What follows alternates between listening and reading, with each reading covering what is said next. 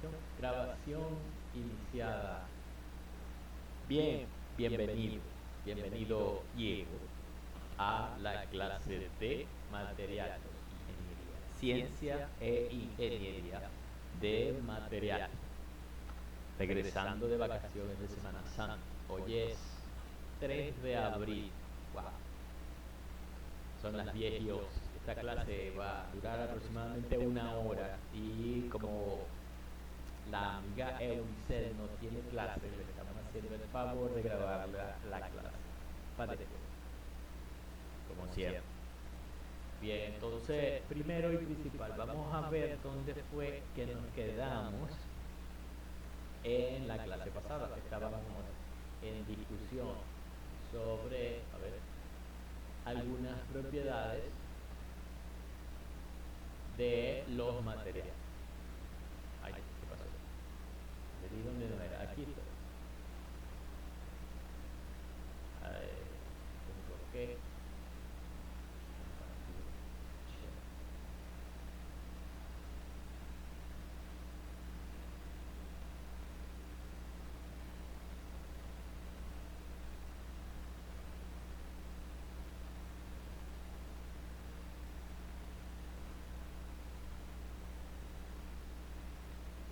Bien, creo que hay ciencia de los materiales. En la clase pasada estuvimos viendo algo de esto. Yo no sé si viste el video pasado. Estuvimos hablando de propiedades mecánicas, propiedades eléctricas, propiedades térmicas y quedamos como que en capacidad térmica, conductividad térmica, capacidad calorífica, etcétera, en propiedades térmicas. Yo no sé si nos pasamos para acá. Yo creo que no me acuerdo, de todas formas, haber llegado hasta aquí. En propiedades de los materiales. Tenemos otro juego de propiedades, que son las magnéticas, las ópticas y las degenerativas, entre comillas, eso de degenerativo. Porque no es específica del material, sino de una familia de materiales que se comporta de una determinada manera.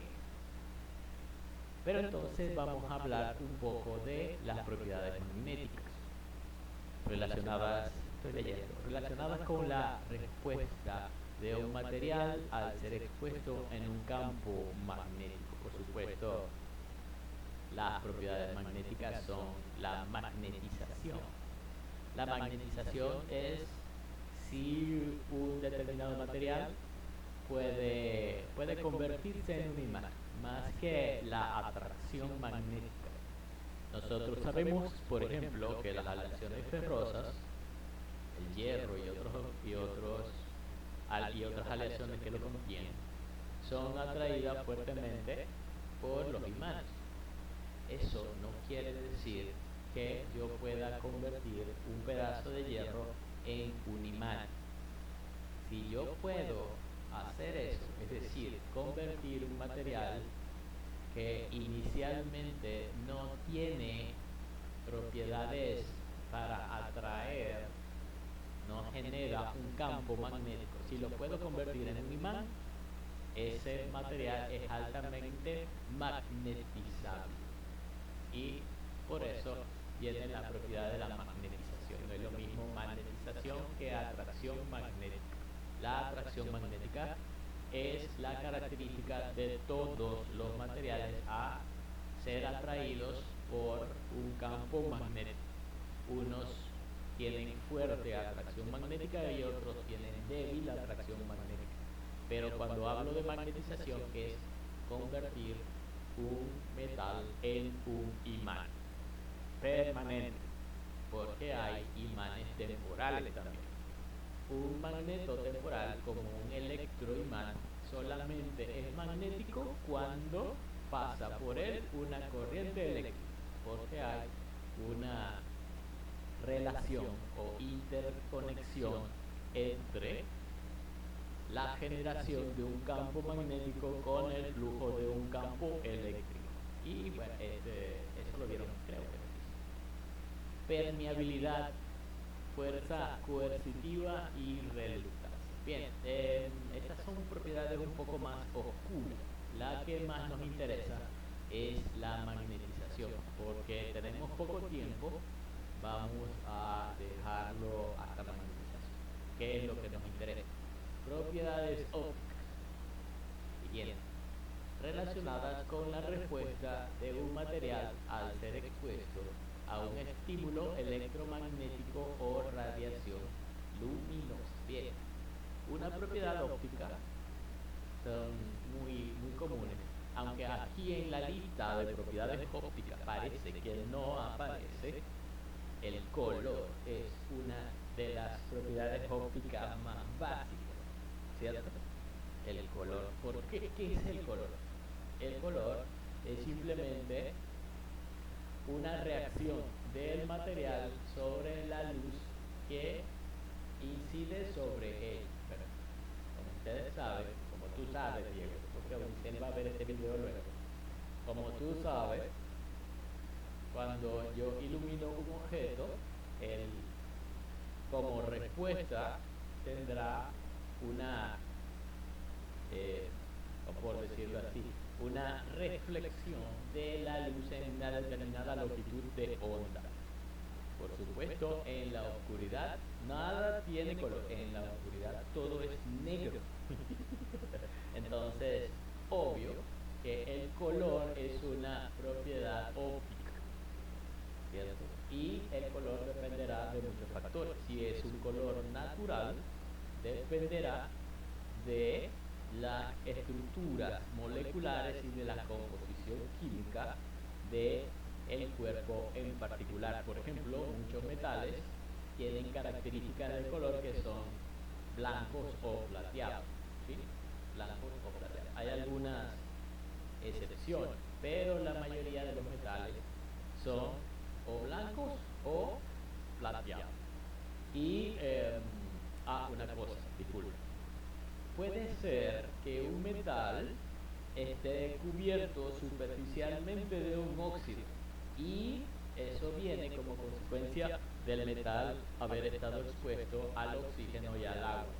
Bien, el óxido de un metal no necesariamente tiene que tener el mismo color del metal. Por ejemplo, el hierro es plateado, pero cuando se forma una capa de óxido de hierro sobre su superficie puede ser cualquier cosa entre negro y amarillo, por ejemplo anaranjado, ¿cierto? La herrumbre o corrosión, productos de corrosión sobre el hierro son normalmente una combinación, ¿cierto? Puede ser cualquier cosa entre anaranjado, rojo, marrón, marrón oscuro y hasta negro, dependiendo de cuál sea la composición química. Y es solamente hierro con oxígeno en diferentes proporciones y estas proporciones le cambian el color. Entonces, color también es una propiedad óptica, además del brillo. El brillo metálico es también una propiedad de los materiales, específicamente de los metales.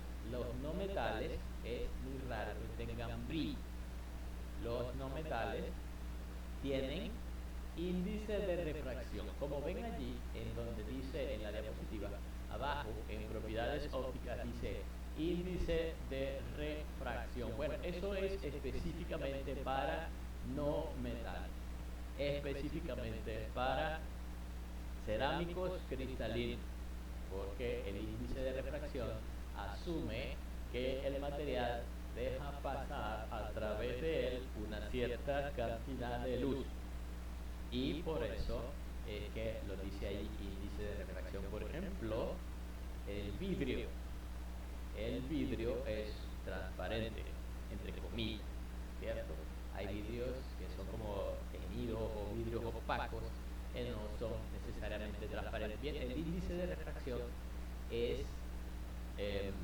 la propiedad que me dice cuánto se va a desviar la luz pasando a través del cuerpo debido a un arreglo atómico, ¿ok? Y los materiales que son muy estables, por ejemplo, el diamante, el cuarzo y otros materiales tienen un índice de refracción relativamente pequeño, ¿cierto? Entonces quiere decir que la luz pasa a través de ellos sin casi desviarse. Pero otros materiales sí tienen un índice de refracción un poco más grande. Específicamente aceites y otra clase de líquidos. El agua, por ejemplo. El agua es un material que deja pasar la luz a través de ella. Estoy hablando de agua limpia, clara, cristalina, ¿cierto? Y deja pasar la luz a través de ella, pero esta luz, al, al no encontrar un camino claro, porque el agua tiene moléculas por todas partes, y la luz se desvía debido a que choca con estas moléculas. Entonces la luz entra con un determinado ángulo y ella sale con otro determinado ángulo. Por eso es que los cuerpos se ven como distorsionados, ópticamente distorsionados, cuando lo vemos a través de un vaso de agua, por ejemplo, ¿cierto? En un vaso de agua medio lleno y medio vacío.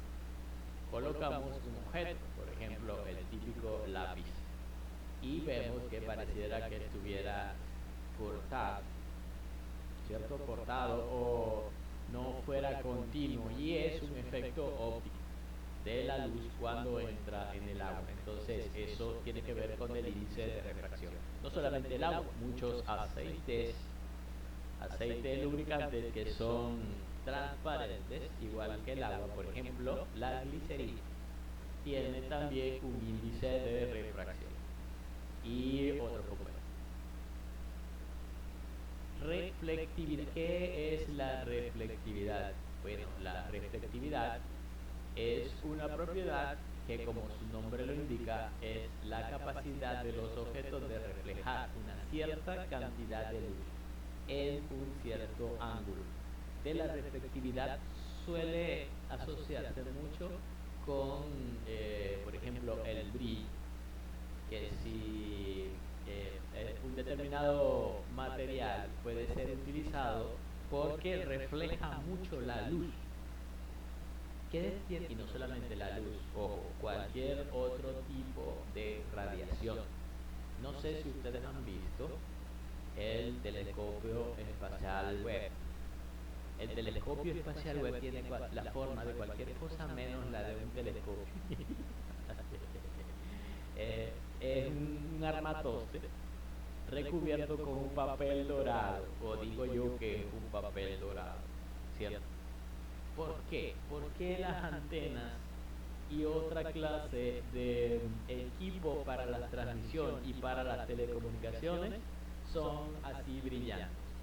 La respuesta es que necesito tener en esa antena un material con un alto coeficiente de reflectividad de la longitud de onda específicamente que esté manejando. Si es luz visible, será reflectividad a la luz visible. Si es onda de radio, será reflectividad hacia las ondas de radio, de microondas, de rayos X, de rayos cósmicos, de lo que sea.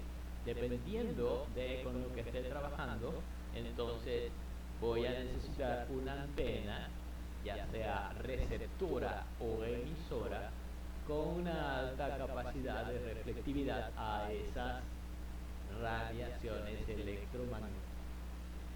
También entre las propiedades ópticas tenemos la fluorescencia y la fosforescencia. No son lo mismo. ¿Qué es fluorescencia? Bueno, fluorescencia no tiene nada que ver con el flúor, ¿ok? No tiene nada que ver con el elemento químico de símbolo F. No, no, no, no. La fluorescencia tiene que ver con una reacción química.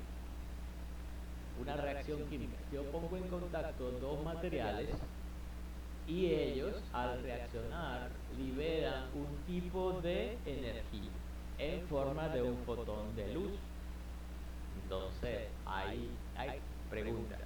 Si ustedes no han visto reacciones o no han visto cinética o no han, inclusive química orgánica, en química orgánica hay un capítulo especial en donde se aparecen las reacciones de los alcanos. El metano, por ejemplo, reacciona con el cloro gaseoso de una forma muy rápida gracias a una irradiación luminosa. ¿Sabían eso? Bueno, sépanlo. Las reacciones orgánicas pueden ser llevadas a cabo mediante la fotocatálisis, o mejor dicho, promover una reacción química utilizando como fuente de energía la luz. No solamente la luz visible, sino otra clase de radiaciones. Por ejemplo, la ultravioleta o la infrarroja, o un poco más, más intensa, por ejemplo, la fuente de microondas, ¿cierto? Algunas reacciones químicas pueden ser promovidas con toda clase de radiaciones. Eso, cuando, cuando utilizo la luz para promover una reacción química, se llama fluorescencia o epifluorescencia, porque la fluorescencia como tal es cuando esta reacción química que ya había descrito antes genera luz, su propia luz.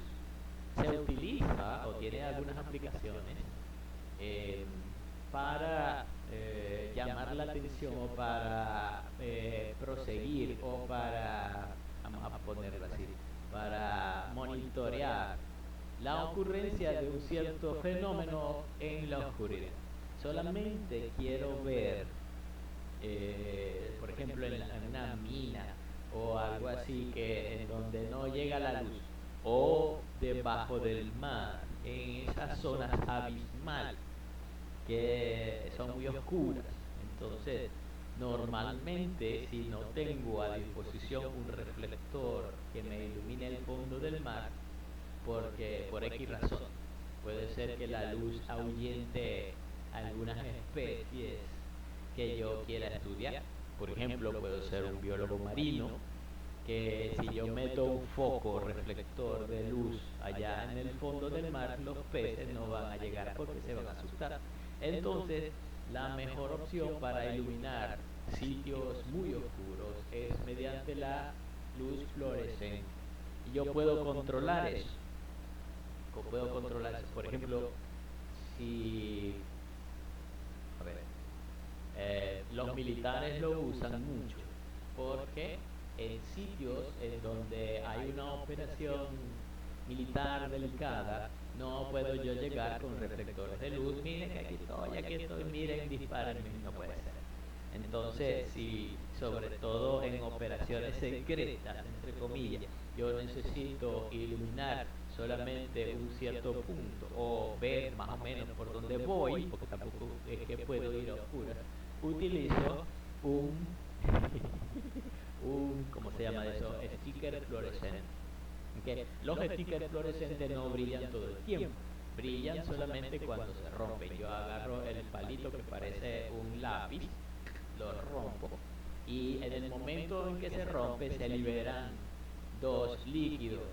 Esos dos líquidos reaccionan y producen una fluorescencia por reacción química. Yo no sé si han visto esas películas de comando, de agentes secretos, no sé qué más, en donde hay esta clase de cosas. Bien, resulta que eso es fluorescencia, mientras que fosforescencia es, no es por reacción química. ¿Okay? La fosforescencia es un efecto reflejante. O sea que para que algo sea fosforescente, primero yo tengo que iluminarlo con una luz. ¿Okay? Repito, no es reacción química. Por ejemplo, ¿qué es fosforescente? Los chalecos amarillos de los cuerpos de seguridad, los policías, los que trabajan en, en ciertos sitios, normalmente en horas de la noche, ¿cierto? Por reglas de seguridad se tienen que colocar estos chalecos, ya sea que sean amarillos, anaranjados o de esos colores chillos. ¿Por qué? Bueno, esos chalecos no son fluorescentes porque no brillan todo el tiempo, son fosforescentes. porque solamente brilla cuando les da la luz de algún carro que viene de sentido y por supuesto llamará la atención del conductor. ¡Hey, aquí estoy! No me vayan a atropellar, muerga. Entonces, eso es fosforescencia. Y finalmente, las propiedades degenerativas, entre comillas, porque ya ustedes saben que no son del material. Dice, relacionadas con la reactividad química de los materiales, resistencia a la abrasión, a altas temperaturas, etc.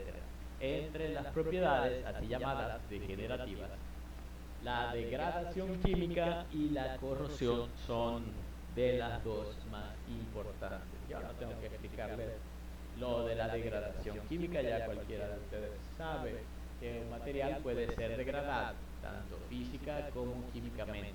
Por ejemplo, coloquen cualquier cosa en una pipa de ácido concentrado y se disolverá. Como en la película esa del tipo que mataba gente y la metía en unas grandes pipas esas para que se disolvieran los cuerpos. Uy, qué bueno. No solamente se disuelven cuerpos, ¿cierto? También pueden disolver muchas clases de otras sustancias. La corrosión es también la degradación destructiva de los materiales por la presencia de un medio oxidante.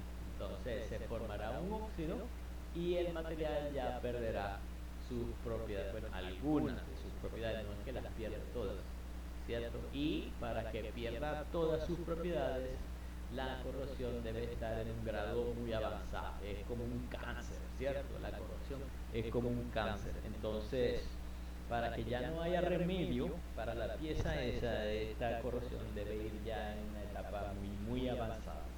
Si se agarra, si se detecta y se ataca a tiempo, la corrosión puede no ser tan mala, puede ser, como se llama así, controlada, ¿cierto? Finalmente, para esta presentación, que debimos haberla terminado antes de Semana Santa, pero bueno, aquí que nos agarró el tiempo. Vemos en la diapositiva lo siguiente.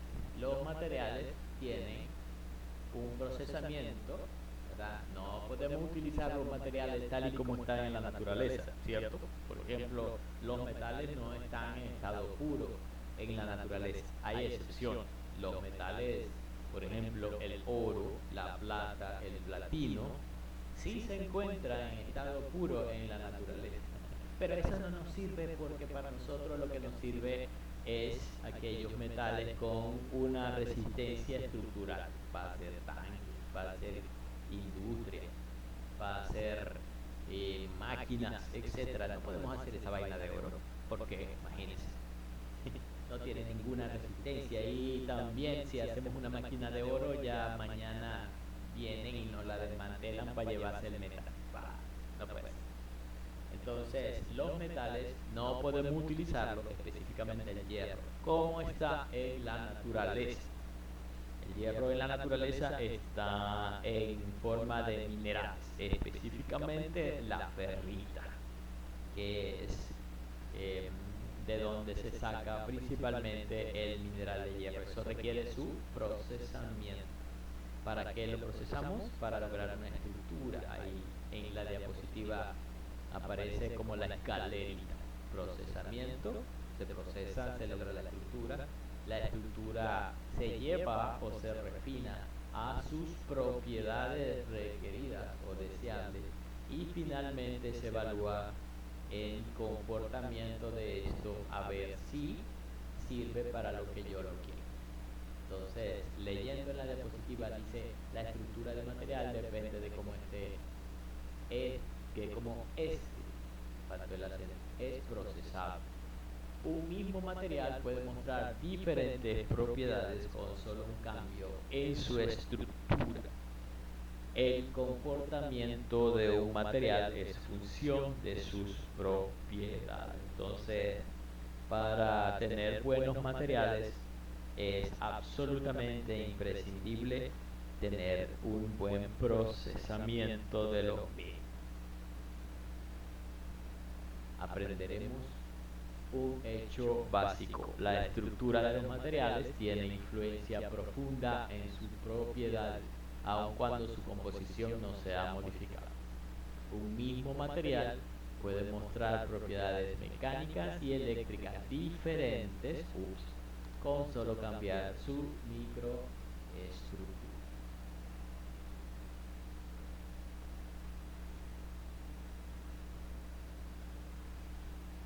Bien, ahora saltemos a la siguiente presentación de PowerPoint. Esto sí lo vamos a ver hoy, siguiendo con el programa de la materia. Como ven, aquí en esta presentación es continuación de la otra, ¿cierto?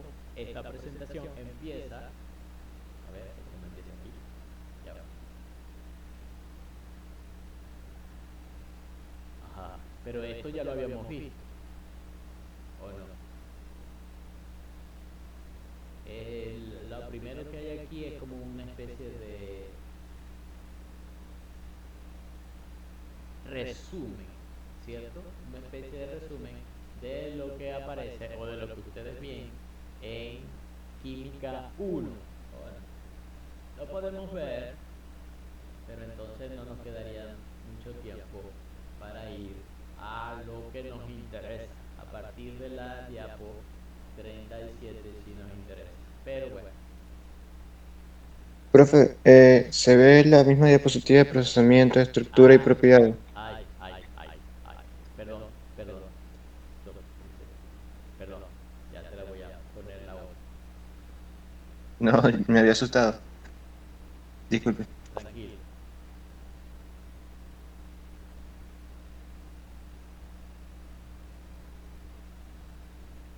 Ahí está. Esa es la diapositiva, perdón, la presentación de PowerPoint que sigue a la que ya habíamos visto primero. Ok, entonces, a ver. Vamos a ver las primeras 30 y tantas diapositivas de esta presentación, pero en el entendido de que es un resumen de la que ya habíamos visto, ¿cierto? A partir de la 37 aproximadamente es de lo nuevo, el material nuevo que quería enseñarles hoy. Pero como no está Eunice, tampoco es que quiera avanzar mucho, vamos a ir viéndolo poco a poco. Entonces, estructura de los materiales puede estudiarse y describirse en 5 niveles: macro, micro, nano, en arreglo atómico y en estructura atómica. Entonces, de esos 5 niveles, macro o macroestructura es como que lo visible a simple vista, ¿cierto? Lo más grande. En la estructura del material, a una escala de longitud de más de 1000 nanómetros, porosidad en seno del material, microgrietas internas y externas, recubrimiento superficial. La micro es la estructura del material a una escala de longitud de 10 a 100, perdón, de 10 a 1000 nanómetros. Tamaño y distribución de granos, orientación de los granos, imperfecciones en los materiales. La nanoestructura, nombrecito, ¿cierto? Es la estructura del material a una escala de longitud entre 1 y 100 nanómetros. El término nanotecnología se usa para describir un conjunto de tecnologías que se basan en fenómenos físicos, químicos, biológicos que suceden a nivel de nanoescala. Arreglo atómico permite establecer la diferencia entre un material que es amorfo o cristalino.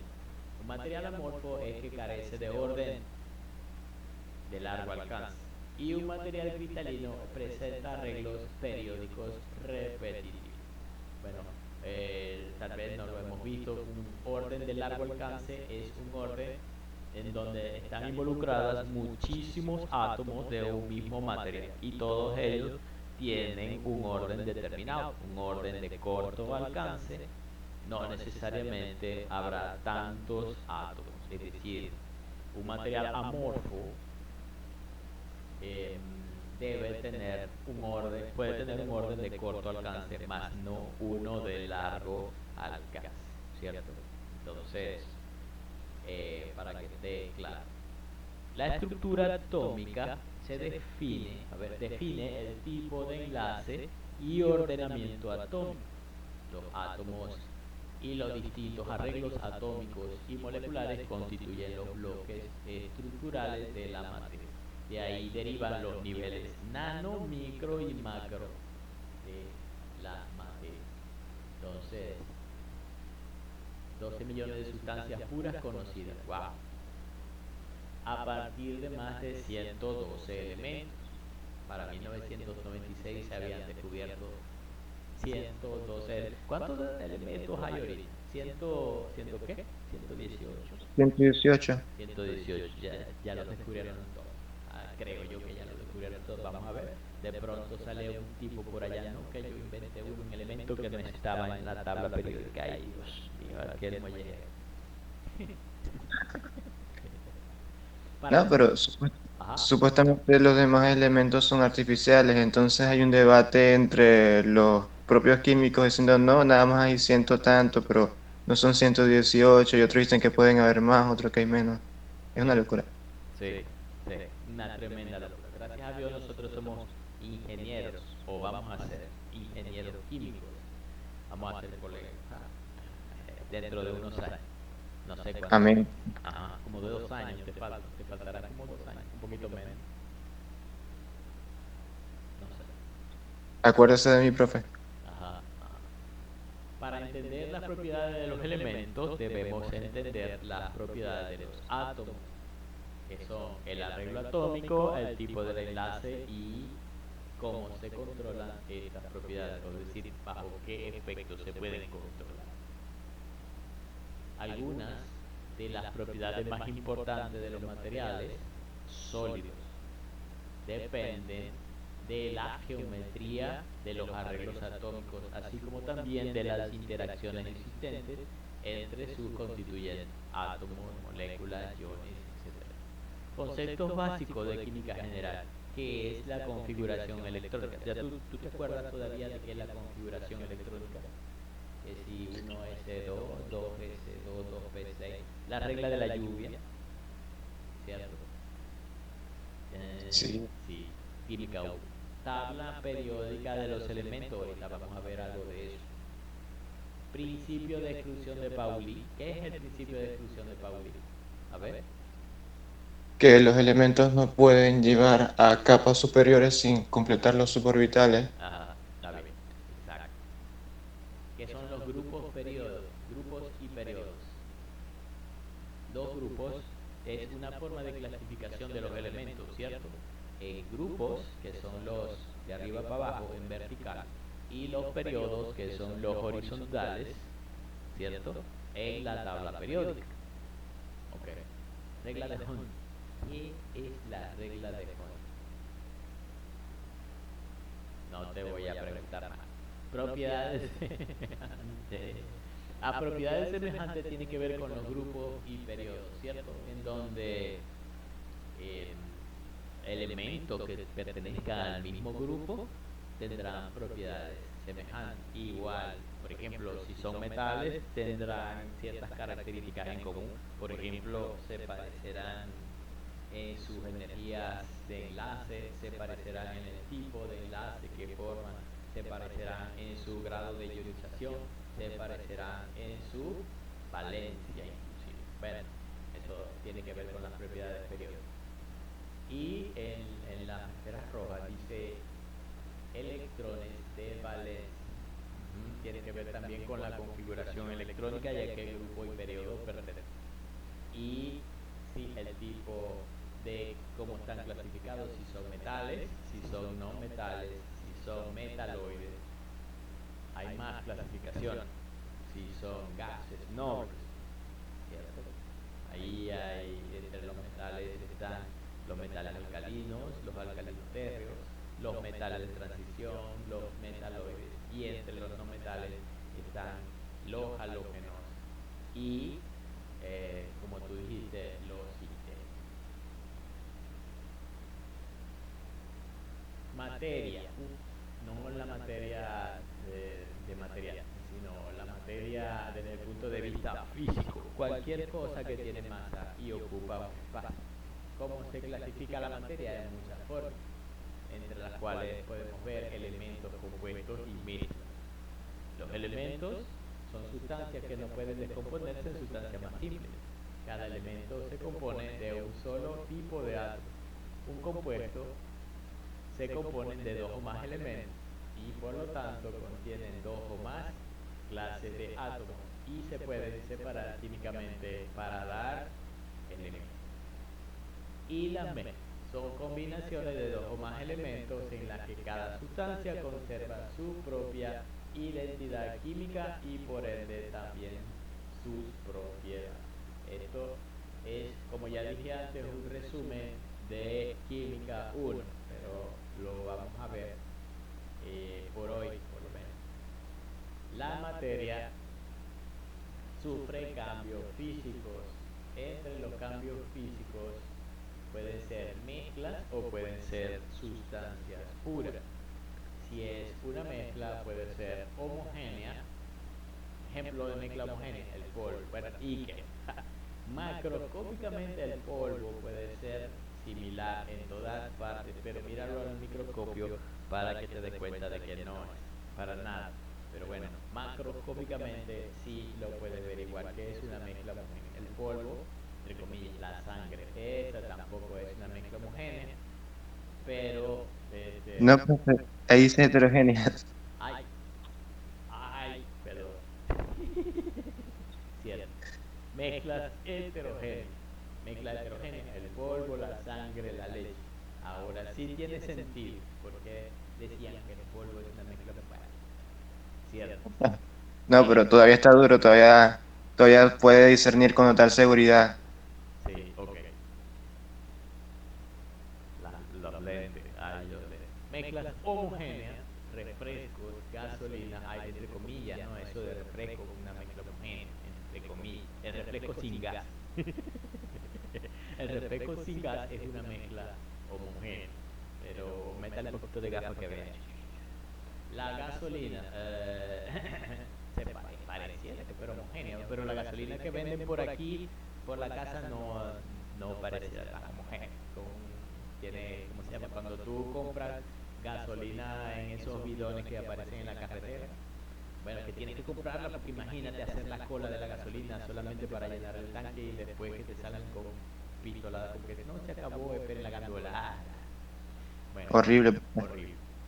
Entonces, si compran gasolina de esos bidones, eso no es tan homogéneo también, porque siempre en el fondo le queda su barrito y su cuestión. Pero vamos a suponer que es gasolina del agua. Y también aire es o puede ser considerado una mezcla homogénea, ¿cierto? Nitrógeno y oxígeno. Claro que en muchas partes, en sitios donde la contaminación ambiental es muy alta, el aire tampoco es una mezcla muy homogénea que se diga, ¿cierto? Siempre hay humo, malos olores, siempre hay polvo atmosférico, etc. Y también después de haber llovido, hay mucha humedad en el aire, entonces tampoco hay una mezcla homogénea. ¿Sí? Entonces, bueno, ustedes saben lo que quiere decir con mezcla homogénea. Vamos a ver qué es una sustancia pura. Sustancias puras como los elementos, los compuestos. Los elementos están formados por el mismo tipo de átomo, el oxígeno, O2, ¿cierto? El nitrógeno, N2, el hierro cuando está puro, entre comillas eso, porque el hierro casi nunca está puro. Y los compuestos, como la sal, ustedes saben que sal, cloruro de sodio, que están formados por más de un tipo de elemento. Cloro, los cloruros, y sodio, ion sodio, la sal. El bicarbonato está formado de hidrógeno, carbono y oxígeno. El carbonato de sodio también puede tener sodio además de, y el azúcar es cuando dicen azúcar me imagino que se referirán a sacarosa o glucosa. Hay muchos tipos de azúcar, empezando con los azúcares sencillos como la glucosa, luego pasando por azúcares un poco más complicados como la sacarosa, que es lo que nosotros llamamos aquí azúcar de mesa, y de ahí para arriba complicado. Normalmente están formados por carbono, oxígeno, hidrógeno. Algunas pueden tener nitrógeno, fósforo y azufre. Y algunas, un poquito más complicadas, pueden tener otras cositas, sorpresitas. Por ejemplo, pueden tener em, potasio, pueden tener también magnesio y otras características. Pero vamos a quedarnos con los azúcares simples. Aquí vemos un esquema en donde uno puede discernir si es o qué clase de sustancia es según su clasificación. Se pregunta, materia. Paso a la primera pregunta. ¿Es uniforme en todas sus partes? ¿Sí o no? Si es sí, entonces es homogénea. Si es no, es heterogénea. Y si es heterogénea, se puede separar físicamente para obtener materias homogéneas. Okay. De la materia homogénea, pregunta, ¿se puede separar por procedimientos físicos? ¿Sí o no? Si es sí, entonces es una mezcla homogénea, y si es no, es una sustancia pura. Si tengo una mezcla homogénea, entonces se puede separar físicamente para obtener sustancias puras. Y de la sustancia pura, pregunta, ¿se puede descomponer en otras sustancias usando procedimientos químicos? ¿Sí o no? Si es sí, entonces es un compuesto, y si es no, entonces es un elemento. Si es un compuesto, entonces se puede separar químicamente para obtener elementos. Es bastante sencillo. Ouch. Ok. Los elementos, por ejemplo, en la antigüedad se conocían 9. Estamos hablando de Imperio Romano. Oro, plata, cobre. Qué malo pendejo, ¿verdad? Oro, plata y cobre. Vale. Estaño, plomo, mercurio, hierro, azufre y carbón. La mayor parte de los elementos restantes solamente fueron descubiertos en el siglo XIX. Actualmente se conocen más de 112, 118 vamos a decir, 90 de los cuales se dan en la naturaleza. El resto son productos sintéticos originados en aceleradores de partículas. Yo no soy físico, así que no sé. Los elementos se pueden dividir en metales, no metales y metaloides de acuerdo a sus propiedades físicas y químicas. Esto es una simplificación de la clasificación. La gran mayoría de los elementos son metales y solo 18 son no metales. En la tabla periódica vemos más o menos cómo va la cosa allí. Y lo que tienen los símbolos amarillos que parecen radiactivos y son bastante radiactivos. La tabla periódica ve, hay bastantes elementos que son radiactivos, ¿cierto? Sobre todo los más pesados. Y hay otros elementos que, bueno, en las ilustraciones, en la ilustración se ve más o menos para qué se usa. No voy a entrar mucho en detalle. Propiedades de los materiales dependen de composición, la clase de elemento que la conforma y de la estructura, organización de los átomos. Y nosotros vamos a concentrarnos muchísimo en eso, organización de los átomos. La composición de la materia se refiere a de lo que esté hecha la materia, y la estructura de la materia en cómo está organizada. El comportamiento de la materia describe sus características o propiedades, incluyendo los cambios que ésta experimenta. La ciencia de ingeniería de los materiales nos permite responder las interrogantes básicas que conlleva la selección de los materiales, qué composición o estructura tiene, qué propiedades posee, cómo interactúa ese material con el entorno y cómo, por qué y cuándo sufren cambios. Algunas propiedades que podemos determinar con solo manipular la materia son de qué color es, obvio. ¿Es un sólido, un líquido, un gas? Sí. Si es un sólido, ¿es blando o es duro? Es decir, la dureza. ¿Quema? No intenten probar que si quema o no quema, ¿cierto? No creo que sea una buena idea. ¿Se disuelve en agua? se disuelve en agua. A ver, ouch. Ok, espera. Profe, ¿cómo así que quema? O sea, se refiere a que, o sea, si yo meto la mano ahí en el material, puede que me puede quemar. Sí, Wow. sí, el material te puede quemar. Por ejemplo, el sodio metálico es un metal, ¿cierto? Pero lo tocas y te prende la mano porque él reacciona violentamente con cualquier cosa que tenga agua o humedad.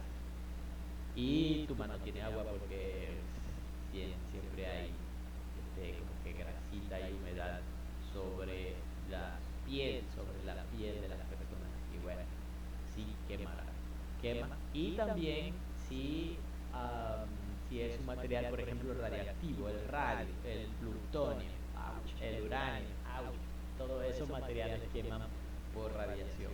Entonces, si tocas un material e inmediatamente te siente que está quemando, suéltalo inmediatamente y sal esmollejado de allí, porque no sabe qué clase de cosas sea eso. Tal vez te agarrar un pedazo de plutonio ahí. Ay, no, que no, no creo, pero bueno. También puede ser que no te queme a ti, pero si en contacto con alguna otra sustancia, puede ser, se puede prender automáticamente. Por ejemplo, hay una especie de aluminio que llaman termite.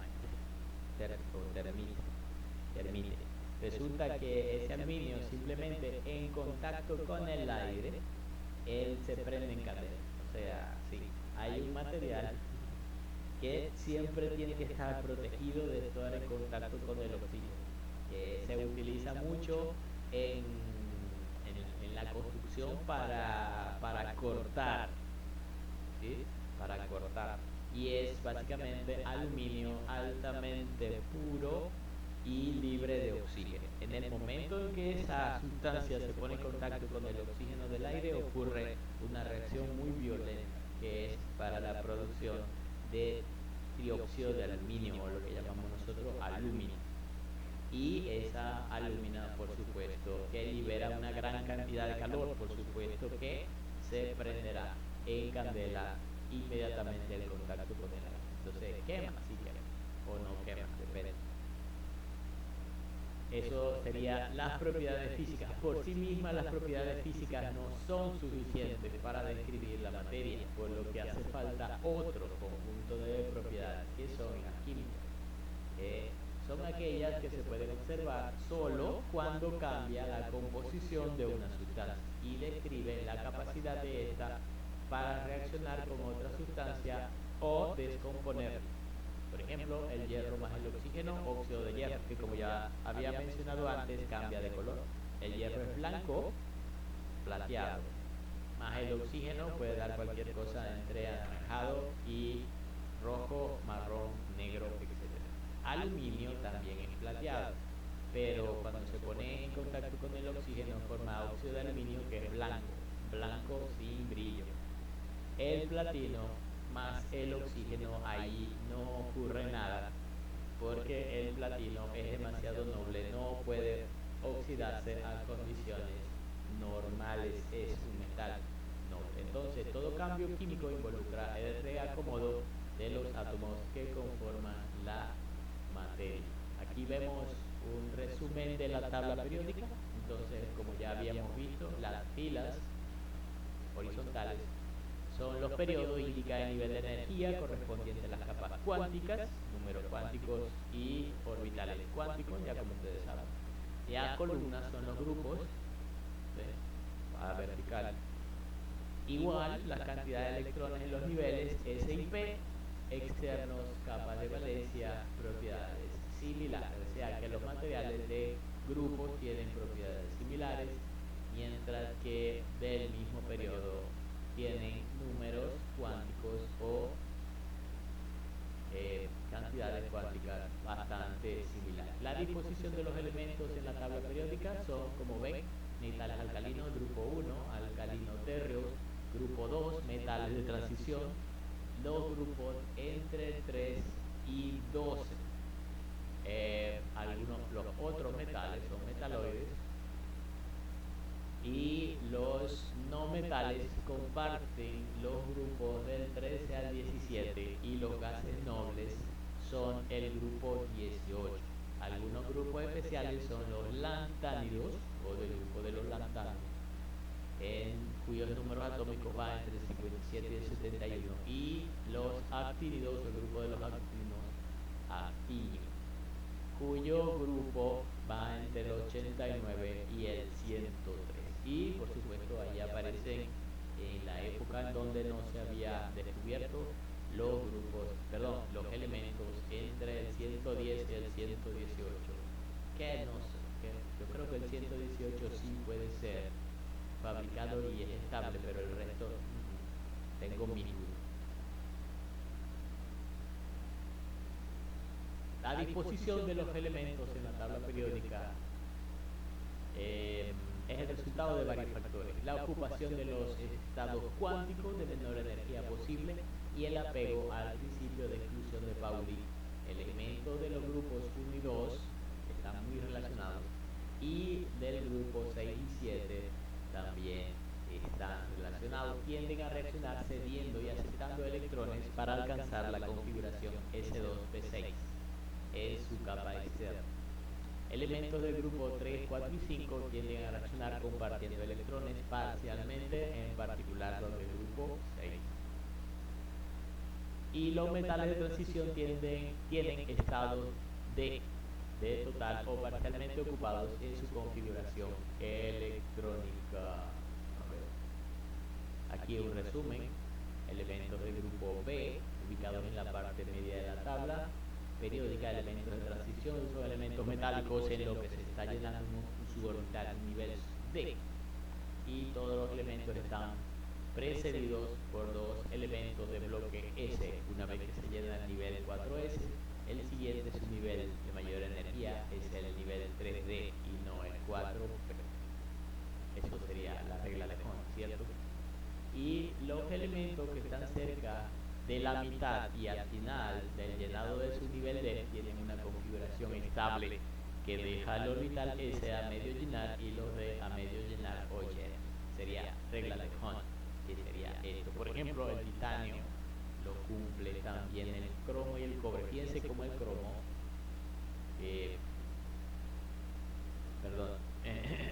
sería 3D4, 4S2. Bueno, resulta que para tener eso medio vacío, para no tener un orbital de medio vacío, el cromo es 3D5, 4S1. Y también el cobre, en lugar de ser 3D9, 4S2, para no tener un orbital medio vacío en el cobre, es 3D10, 4S1, y así sucesivamente.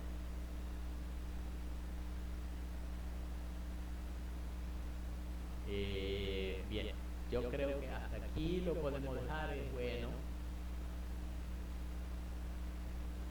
Voy a dejar de presentar. Bien, entonces el sábado tenemos otra vez una conexión. Lamentablemente tengo que ir a la otra clase, a la clase de balas, que ya tengo 5 minutos de retraso. Entonces seguimos la siguiente clase. Gracias por asistir, Diego. Saludos. ¿Alguna pregunta? No, una pequeña pregunta, profe. ¿Usted nos daría algo referente a análisis de materiales con Sí. respecto a cómo identificar un material? O sea, tenemos un material X y usted nos podría dar unos consejos para ver de qué está compuesto exactamente y ver cómo podemos más, o sea, algunas de sus propiedades.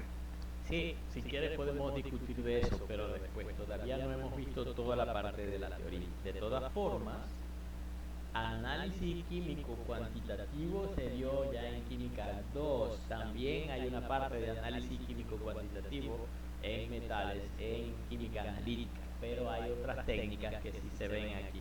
Por ejemplo, bueno, no te voy a adelantar ninguna, pero cuando estemos ya bastante más avanzados, les voy a decir, o te voy a recordar: Diego, esta técnica que está aquí se puede utilizar para hacer análisis de aleaciones, por ejemplo, en sólidos, sin necesidad de estar rompiendo el material. Son técnicas no destructivas, porque las técnicas químicas uno tiene que agarrar una pequeña muestrita y llevarla al laboratorio y hacer el análisis químico, pero hay otras técnicas que no, que son las que se utilizan en la industria. Yo te recordaré, Diego, mira esta técnica que se utiliza para hacer esto y es no destructivo, y así. Oh, bueno, qué chévere. Sí, Disculpe, pero... tranquilo, nos vemos. Dejo. Dale pues, chai. Chao.